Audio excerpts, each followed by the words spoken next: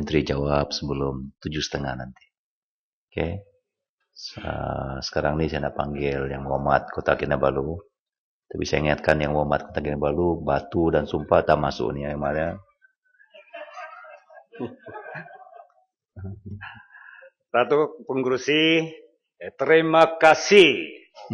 Saya ingin menyentuh perkara mengenai pengangkutan Laut Sabah di bawah maksud P28 putiran 03.0000.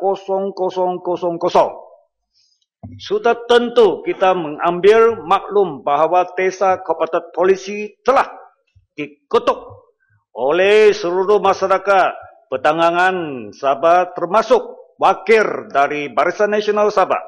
Ia telah dianggap sebagai faktor yang menyebabkan harga perangan di Sabah lebih tinggi berbanding dengan semenanjung Malaysia. Orang gila bang tidak mau tahu lah, okey? Saya memang tahu ia bukan faktor yang satu-satunya mengakibatkan harga perangan yang tinggi dan persaingan yang kurang upaya kita rantau. Salah satu harga perangan yang tinggi dan persaingan yang kurang upaya kita di rantau Asia Tenggara. Terdapat juga banyak faktor yang lain seperti infrastruktur yang ketinggalan dan kekurangan sumber manusia yang bermahir. Walau bagaimanapun, seperti sebut dalam plan pembangunan sektor PEXA, pembangunan Sabah Corridor atau Sabah Development Corridor Plan, shipping cost ataupun kos kapalan adalah salah satu faktor yang penting mengakibatkan sektor industri kita tidak bermaju. Termasuk juga local shipping handling charge yang dikutip terlalu tinggi. Prestasi KEU di pelabuhan kita adalah kurang memuas hati, dan juga sistem sentralisasi yang tertumbuh di pembangunan pelabuhan Klang telah menyebabkan Sabah kurang berupaya persaingan dengan pelabuhan Klang, malahan juga pelabuhan antarabangsa. Untuk mengatasi masalah dan cabaran tersebut, Sabah Development Corridor Plan telah menggariskan beberapa catatan. Izin saya membaca. 1. Cycle time reduction for approved processes at federal, state and local authority. Nombor 2. Progressive liberalization of the cabotage policy for market forces to determine best shipping traffic. Nombor 3. Review of port handling charges to make Sabah port competitive in the region. Nombor 4. Review of haulage charges with association of haulage operator to eliminate non-competitive pricing. Datuk Speaker, apa yang tadi saya telah dicadang oleh unit STC dan kerajaan negeri adalah betul. Tetapi kenapa seperti local shipping handling charge sampai kini masih tidak digaji semula, malah dinaikkan dan menyebabkan kesusahan pekapal di Sabah? Nilai di belakang cadangan itu adalah liberalization atau kebebasan berniaga. Jika kerajaan betul-betul prihatin untuk membantu pasaran Sabah dan memelihara kepentingan rakyat Sabah, bukan main wayang, tapi berniat membuat sesuatu. Kepacaran dan kesusahan pengangkutan Laut Sabah dengan mengembalikan, desentralisasikan hak pelabuhan Sabah kepada kerajaan Sabah. Tuan Pengerusi, sudah tentu kita tahu oleh sebab sektor pembuatan di Sabah masih jauh ketinggalan dan amat kekurangan. Maka volume ekspor kita tentu tidak banyak berbanding dengan pelabuhan Klang. Tambahan pula banyak kos yang mengkihatkan pelabuhan Sabah. Kapal asing memilih tidak berhenti di pelabuhan Sabah dan terus pergi ke Klang. Ini saya mesti faham. Tetapi, Tuan Speaker, sampai ke Klang, barang yang dihantar ke Klang itu adalah dikendali dan diurus oleh beberapa syarikat yang tertentu. Dan cat-cat mereka adalah lebih tinggi, yang tentu akan menyebabkan harga barangan di Sabah yang lebih tinggi. Bos desa yang melihara kepentingan syarikat tertentu ini adalah masalah yang paling asal kita hadapi. Oleh yang demikian, Tuan Speaker, saya ingin tahu apakah pandangan kerajaan untuk menghadapi masalah-masalah tersebut. Adakah kerajaan persekutuan bersetuju dengan cadangan STC itu? Saya berpendapat bahawa tanpa liberalisasi seluruh pengangkutan laut negara dan liberalisasi kuasa kepada Sabah untuk bersaing dengan adil, maka ia tentu tidak akan berjaya. Tuan Speaker, kasih dong ketawa dulu. Selain itu, saya juga ingin mencadang kerajaan memangkunkan Port Klang. Port Klang pula. Port Sabah.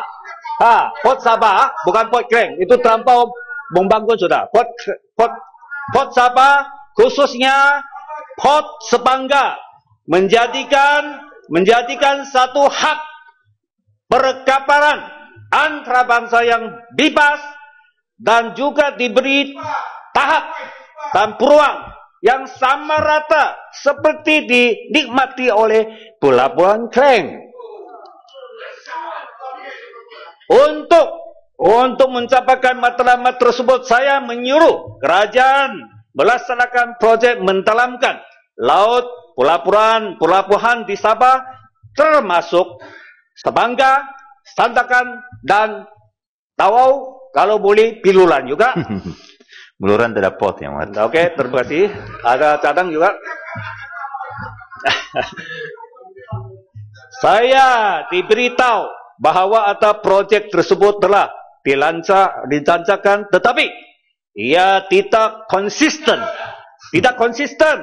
Dan oleh kerana peruntukan yang berkurangan, ia tidak beberapa membantu menaik taraf kemudahan perubahan pelabuhan tersebut untuk menangani perhentian kapal besar.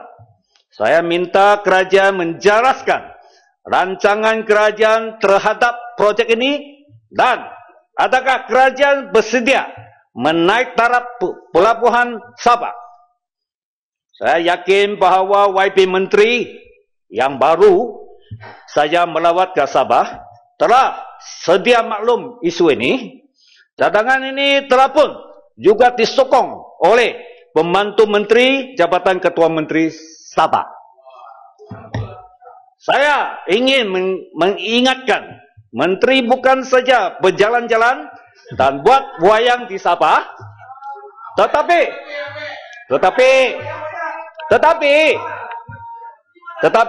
dengar, ya goyang, tetapi harus menunjukkan MCA. Menteri banyak monyet lah. Ya, banyak mungkin lah. Minta, tetapi harus menunjukkan. Kalau untuk kasih, okey. Tetapi harus menunjukkan MCA. Pasal kola langat jadi MCA yang begitu. baling ni ada masalah tak Tidak apa, jangan kacau, tidak kacau. MCA yang begitu. Ada dua lah. MCA yang begitu berhasrat untuk masuk kabinet memang boleh membuat sesuatu yang memanfaatkan rakyat, khususnya rakyat Sabah. Jika kerajaan boleh melaporkan begitu banyak uang untuk membangunkan pelabuhan Klang sebagai port antarabangsa dalam masa 30 tahun, kenapa tidak memberikan peluang yang sama rata kepada port Sabah Ya, boleh gulung ya, Kota Muhammad. Sabah kini masih jauh ketinggalan, tetapi mempunyai potensi yang paling tinggi. Datuk Speaker.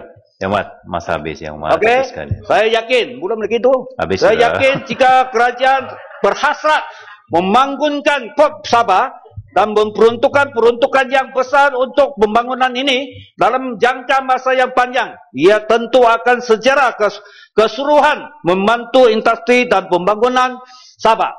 Sabah mempunyai sumber asli yang kaya dan mempunyai lokasi yang strategik telah terletak di tengah Asia Tenggara.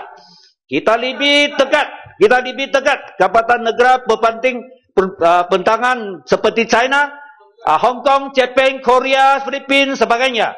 Jika pelabuhan kita dibangunkan, ia bukan saja kebaikan orang Sabah, ia akan membantu seluruh rantau Malaysia dan Malaysia. Saya harap kementerian akan mengambil sikap yang serius terhadap isu yang telah saya bangkit. Tuan Pengerusi, selain daripada itu, sikit lagi ini dan penting. Selain daripada itu, isu itu, saya juga ingin menyentuh sikit mengenai pengangkutan Utara Sabah. Saya merujukan kepada KPA, Kepala P28 di bawah petiran 09900 mengenai pembangunan lapangan penerbang Labuan dan Kota Kinabalu yang mendapat peruntukan sebanyak 40 juta, 46 juta. Saya tidak menjangkakan isu ini. Saya ingin mendapat tahu apakah rancangan kerajaan untuk memintakan Asia dari Terminal 2 di Tanjung Aru ke Terminal 1. Kedua, kenapa keputusan perpindahan itu telah dibuat dengan berkisar? Apakah rancangan kerajaan menjendali bangunan Terminal 2 selepas perpindahan Asia? Seperti dimaklumkan dalam laporan PAC, sebab-sebab Asia enggan berpindah ke Terminal 1 adalah kos pengurusan yang lebih tinggi dan juga pembinaan dua taksi mic dan taksi Charlie serta ladang landing instrument sistem itu belum lagi dipasangkan. Saya ingin tahu apakah status tersebut. Di samping itu, jika semua pelancong dan pesawat tertubuh di Terminal 1 saja, maka tempat itu akan menjadi sangat sisa dengan tambahan sebanyak 4 juta pengguna. Saya ingin tahu apakah rancangan kerajaan untuk mengatasikan masalah trafik di lapangan terbang antarabangsa Kota Kinabalu. Saya ingin mengingatkan bahawa lapangan terbang Kota Kinabalu kita tidak semacam KLIA yang mempunyai liputan pengangkutan awam yang mudah dan senang. 1 minit lagi. Dan senang seperti PAS dan ERL train.